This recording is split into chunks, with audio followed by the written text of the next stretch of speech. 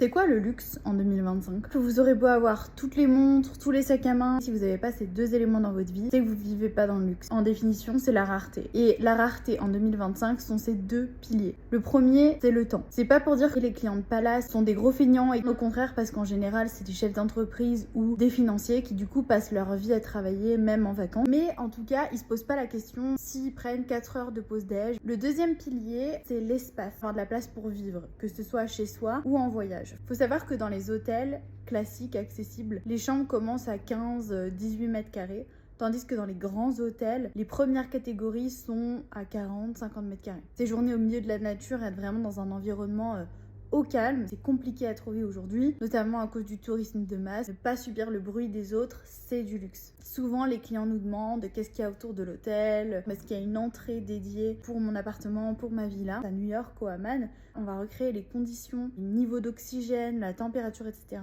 pour donner l'impression d'être au cœur des Alpes, alors qu'on est au milieu d'une ville en effervescence totale. Et les bénéfices de ces deux facteurs du luxe sont du calme. Qui dit calme dit moins de stress, meilleure santé, puisqu'on le sait aujourd'hui, c'est primordial pour vivre mieux et plus longtemps.